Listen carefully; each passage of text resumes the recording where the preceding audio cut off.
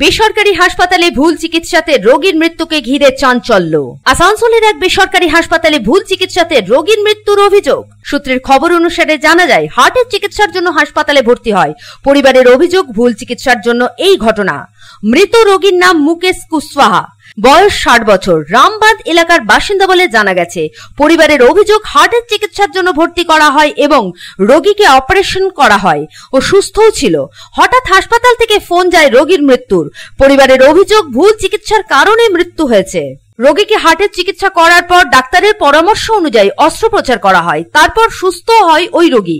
কিন্তু এরপরও কি করে মৃত্যু হতে পারে বলে প্রশ্ন তুলেছেন মৃতের পরিবার। মানুষ ছিল, একেবারে সুস্থ মানুষ ছিল, হার্টে কোনো অসুবিধা ছিল না, কিচ্ছু ছিল না, একদম সুস্থ মানুষ ছিল।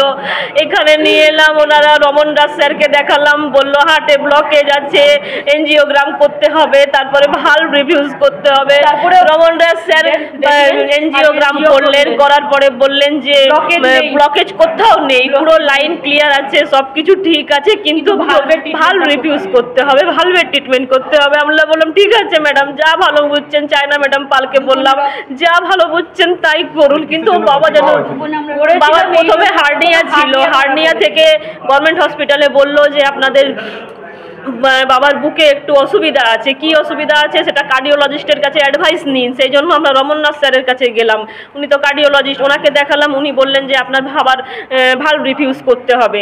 তারপরে ভালভ রিফিউজ করতে গিয়ে আমি চায়না ম্যাডামকে দেখালাম, চায়না সরকার পাল, উনি বললেন যে আপনার বাবার ভালভটা খারাপ আছে, ভালভ রিফিউজ করতে হবে। ভালভ রিফিউজ করার পরে তো কথা হয়ে গেল, হওয়ার পরে বললো যে ঠিক আছে, এতদিন তো এনজিওগ্রাম মেশিন খারাপ ছিল, আজ থেকে 2-3 দিন আগে এনজিওগ্রাম মেশিন ঠিক হলো। ঠিক হওয়ার পর বৃহস্পতিবার, এই বৃহস্পতিবার, আজকে তো রবিবার, বৃহস্পতিবার এনজিওগ্রাম মেশিন ঠিক হলো। তখন আমাদেরকে মনিটরে দেখালো যে আপনার বাবার তো ব্লকেজ কোথাও নেই, কিন্তু ভালভ রিফিউজ করতে হবে, তার জন্য ইয়ে করতে হবে, অপারেশন করতে হবে। এটা অপারেশন না করলে ঠিক হয় না, ওপেন হার্ট সার্জারি হবে। রক্তও দিলাম, সব করলাম। বাবা সকালে সুস্থ ছিল, হাজবেন্ড দেখে গেল, 11টার সময় ফোন করে জিজ্ঞেস করলাম, বাবা হাত নাড়লো, ম্যাডামও বললেন যে আপনার বাবা ভালো আছেন, সুস্থ আছেন। 1 ঘন্টা পরে হসপিটাল থেকে খবর যাচ্ছে যে আপনার বাবাকে আমরা বাঁচাতে পারলাম না। এটা কি করে সম্ভব হয়ে গেল, কি করে করতে পারি না, করতে পারছি না। এরা আমার বাবাকে মেরে ফেললো, এরা আমার বাবাকে ভুল ট্রিটমেন্ট করে দিয়েছে। যদিও হাসপাতাল কর্তৃপক্ষ কোনো প্রতিক্রিয়া দেয়নি এ বিষয়ে।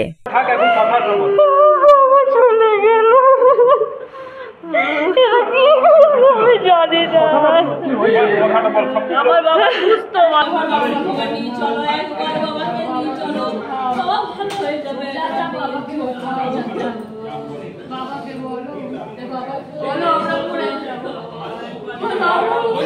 आसानसोल থেকে संतोष मंडलेर रिपोर्ट, पब्लिक टाइम्स।